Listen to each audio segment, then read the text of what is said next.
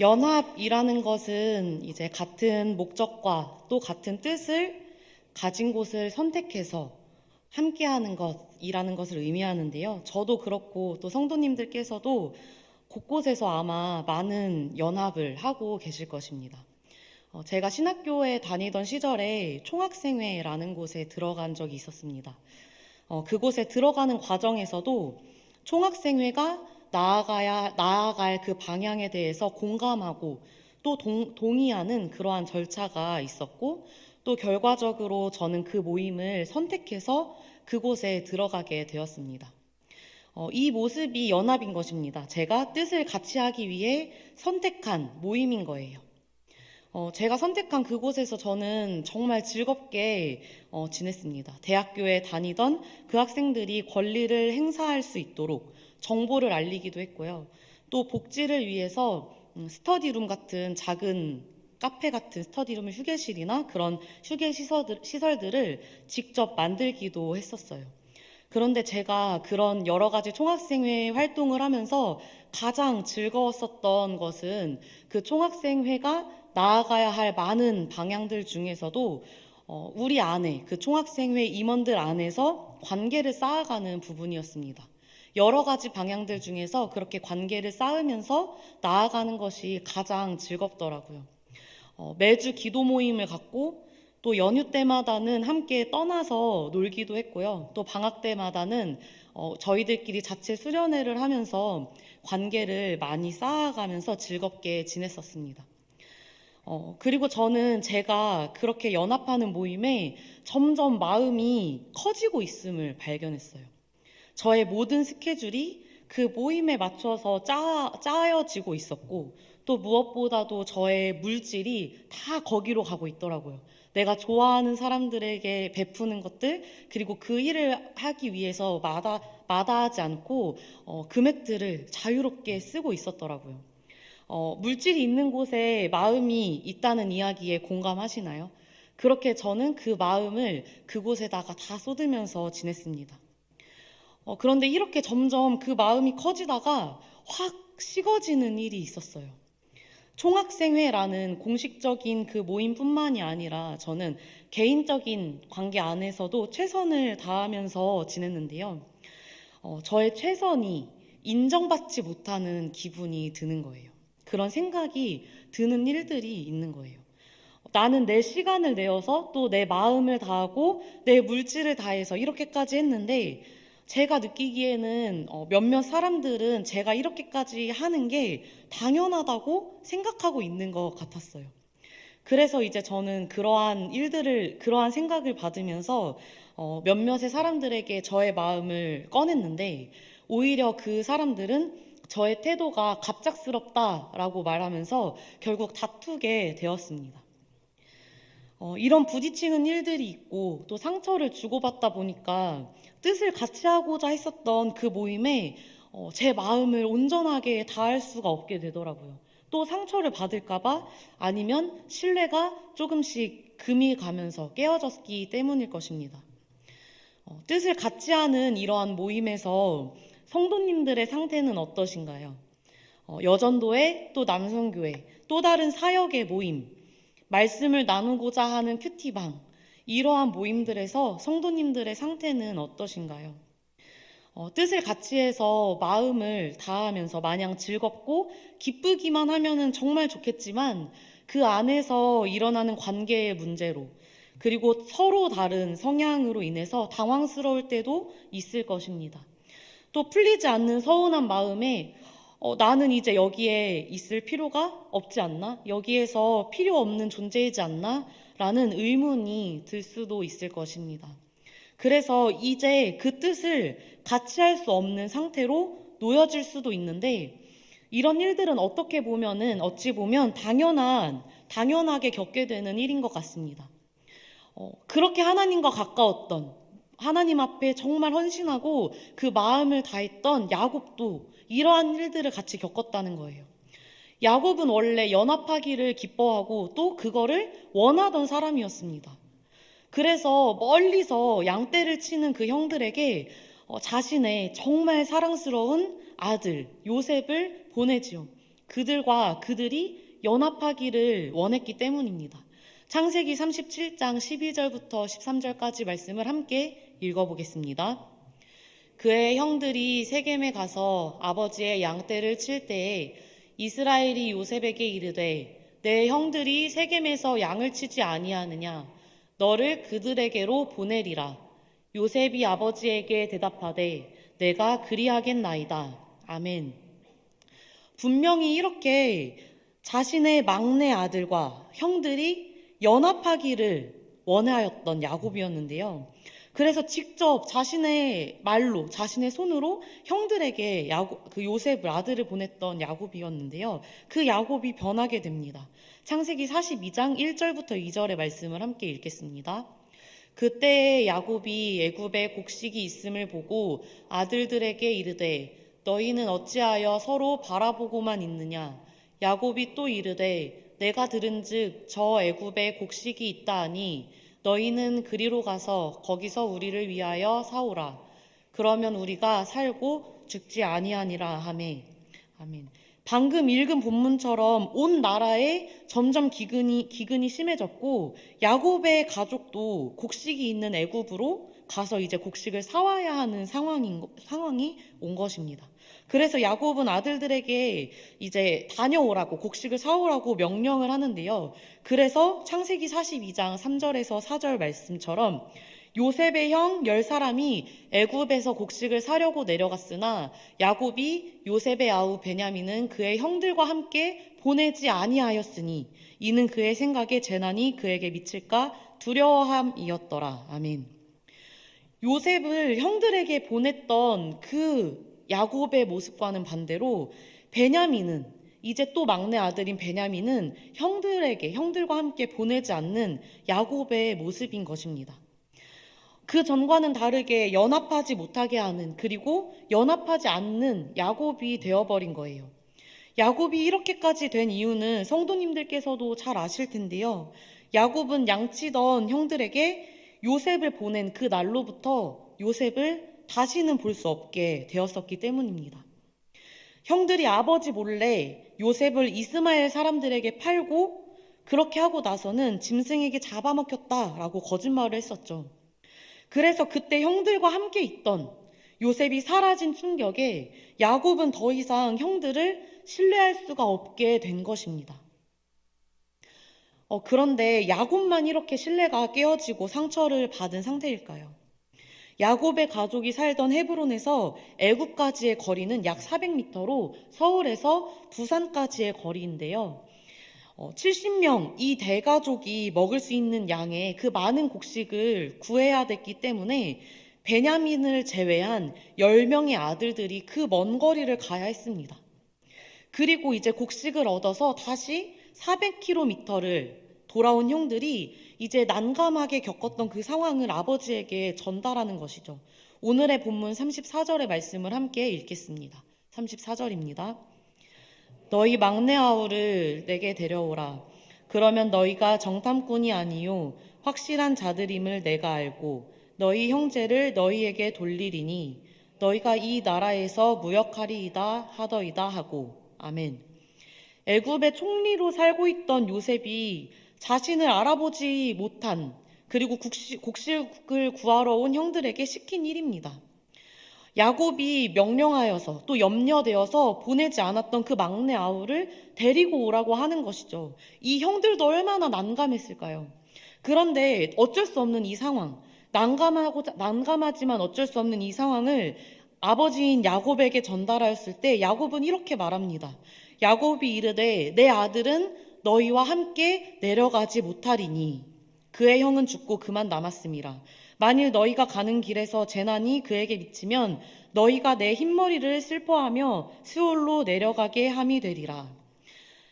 베냐민만 야곱의 아들이고 요셉만 야곱의 아들인가요?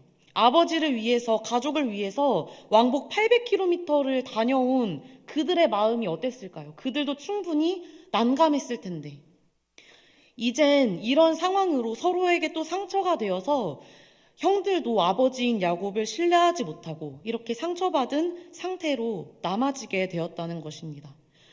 분명히 연합하기 위해 모였고 연합을 해야 살아남을 수 있는 상황이지만 서로의 상처들로 인해 더 이상 같은 뜻을 향해 나아가지 못하는 상황까지 온 거죠. 뭘 같이 할 수가 없는 상황인 것입니다.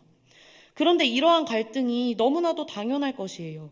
뜻을 같이 하기 위해서 모인 그 연합 공동체 속에서 갈등을 겪는 일들은 야곱과 그 아들들만 겪는 일이 아니기 때문입니다. 모든 사람들이 겪는 일인 것이죠. 모세를 따르던 그 무리 안에서도 갈등이 있었고요. 제자들 안에서도, 예수님의 제자들 안에서도 누가 더 크냐, 누가 옳고 틀리냐 라면서 다투었습니다. 심지어 함께 전도 여행을 갔었던 그 바울과 바나바도 다투고 갈라서기까지 했죠. 저희 또한 마찬가지일 것입니다.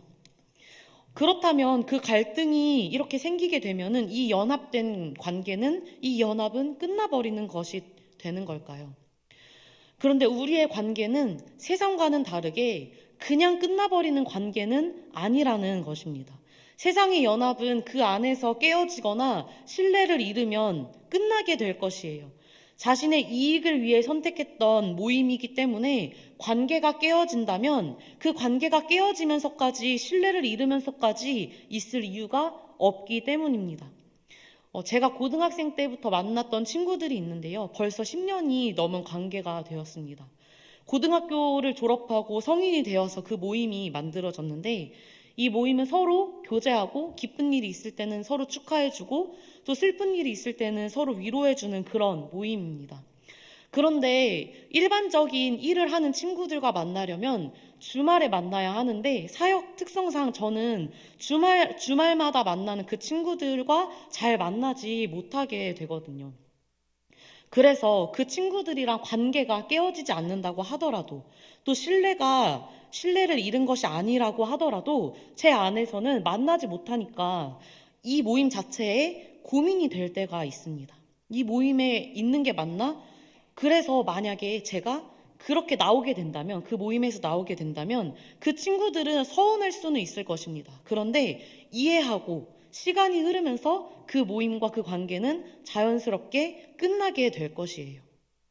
세상의 연합은 그 관계와 신뢰가 깨지면 물론 그렇지 않다고 하더라도 상황이 되지 않으면 끝나게 될 연합인데요. 그리스도인들의 연합은 관계와 신뢰가 깨어진다고 하더라도 그래서 갈등으로 인해서 그 모임이 잠깐 멈추어졌다 하더라도 끝나지 않을 연합인 것입니다. 이게 좋은 건지 안 좋은 건지 끝나는 게 좋은 건지 안 좋은 건지 헷갈리기도 하는데요. 함께 이렇게 인사해 보겠습니다. 우리 평생 징그럽게 만납시다. 네. 끝나지 않을 관계라는 것입니다. 우리가 징그럽게 끝까지 만나게 될 이유는 그리고 야곱과 그 아들들이 관계가 깨어졌음에도 그 연합이 끝나지 않을 이유는 우리가 여러 뜻이 맞는 모임에 선택해서 들어가기 그 전에 먼저 우리가 선택한 곳이 있기 때문이에요. 로마서 6장 3절에서 5절 말씀을 길지만 함께 읽어보도록 하겠습니다. 무릇 그리스도 예수와 합하여 세례를 받은 우리는 그의 죽으심과 합하여 세례를 받은 줄을 알지 못하느냐. 그러므로 우리가 그의 죽으심과 합하여 세례를 받음으로 그와 함께 장사되었나니 이는 아버지의 영광으로 말미암아 그리스도를 죽은 자 가운데서 살리심과 같이 우리로 또한 새 생명 가운데서 행하게 하려 함이라. 만일 우리가 그의 죽으심과 같은 모양으로 연합한 자가 되었으면 또한 아멘. 우리의 많은 선택이 있기 전에 하나님께서 우리를 택정하셨습니다. 그리고 우리 또한 그 택하심에 합당하게 반응하여서 세례 받음으로 예수 그리스도와 연합한 자가 된 것입니다. 먼저 예수 그리스도와 연합된 우리이고 그 이후에 서로 간의 모임은 두 번째 연합이 되어지는 거예요. 그렇기 때문에 그 두 번째 연합 때에 상처로, 부담으로, 상황으로 그 연합이 깨어질지라도 첫 번째 연합, 각자가 예수 그리스도와 이미 연합되어 있는 한 예수 그리스도와 뜻을 같이 하는 우리는 결국에는 서로 다시 연합되어질 것이라는 것입니다. 그런데 다시 연합되어질 것이랑 다시 연합하는 것은 조금은 다르죠. 연합되어질 것은 우리가 관계가 끝났다고 하더라도 예수 그리스도를 따르는 것만으로도 서로 연결이 된다라는 것을 의미합니다. 반면에 다시 연합하는 것은 누군가가 적극적으로 마음을 돌이켰다라는 거예요. 처음에 말씀드렸던 총학생의 그 공동체는 그때부터 지금까지 이어지고 있습니다. 징그럽게 이어지고 있는데요. 그 안에서 상처가 있고 신뢰가 깨어지는 일도 있었고, 그래서 언제든 또 상처를 받을 수 있는 그 불완전한 관계입니다. 그래서 각자가 예수 그리스도와 연합되어 있기 때문에 우리가 분명히 최후에 연합되어질 것은 당연히 알지만, 지금의 연합 가운데에서는 누군가가 나서지 않는 이상 다시 연합되지는 않거든요. 깨어졌다고 한다면. 그런데 우리가 이렇게까지 유지되고 있다는 것은 각자가 예수 그리스도와 연합하는 것도 있지만 다른 누군가가 그 연합 가운데에서 나서고 있다는 것입니다. 누군가가 있다라는 거예요.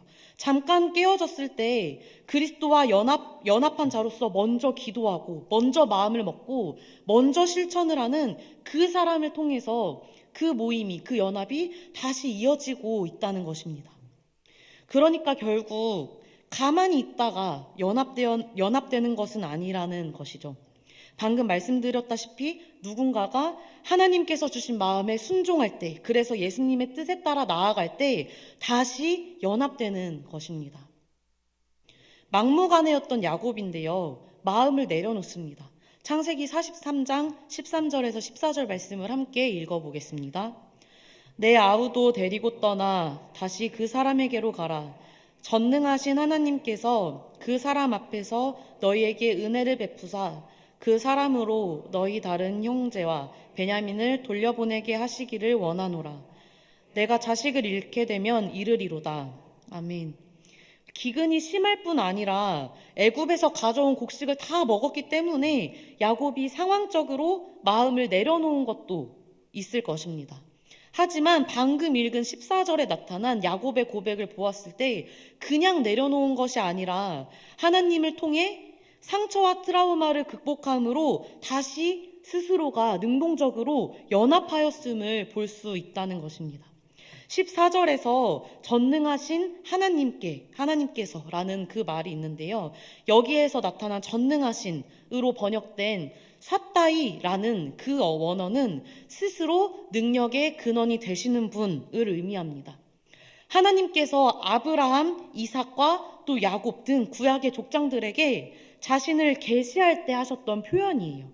계시할 때 하셨던 표현. 다른 어떤 존재의 도움을 필요로 하지 않는 스스로 능력의 근원이 되시는 하나님. 야곱이 그 삿다이 하나님을 불렀다는 것은 그 하나님을 다시 기억하고 다시 하나님을 따라 마음을 먹고 자신의 그 아들들과 연합하겠다라는 것을 마음을 먹었다라는 것입니다.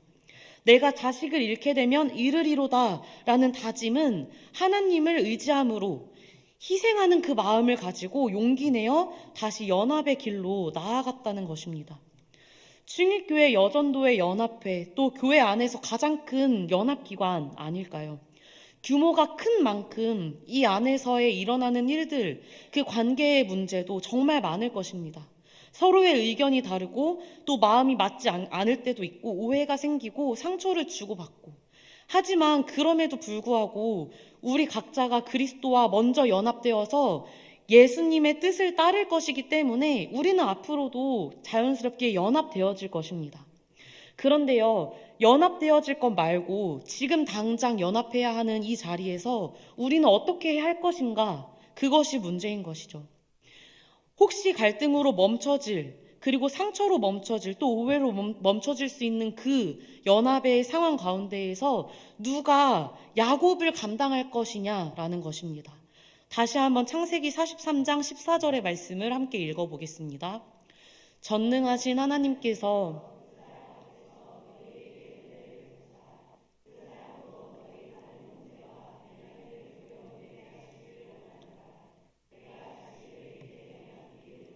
아멘. 우리가 속해 있는 여전도회 또는 다른 연합의 그 모임 가운데에서 내가 이 고백을 할 수 있기를 소원합니다. 이것이 꽤 큰 희생이 될지도 모르겠어요. 하지만 그 희생으로 하나님께서 기뻐하실 그 아름다운 연합이 이루어지고 그 연합을 통해 하나님께서는 일하신다는 거예요. 아들들과의 연합을 위해서 하나님의 힘으로 내 마음을 내려놓았던 이 야곱처럼, 또 가족들과의 연합을 위해서 하나님의 뜻만 바라보며 애굽의 총리까지 맡은 그 요셉처럼, 그리고 하나님과 우리와의 연합을 위해서 사랑으로, 희생으로 십자가의 길을 가주신 그 예수님처럼 내가 그 속해 있는 모임에서 하나님의 힘으로 다짐하고 그 뜻을 바라보며 사랑하기를, 사랑으로 연합하기를 위해 애쓰는, 그래서 아름다운 연합으로 멋진 사역을 감당해내는 여전도의 연합회와 또 성도님들 되시길 예수님의 이름으로 축복합니다.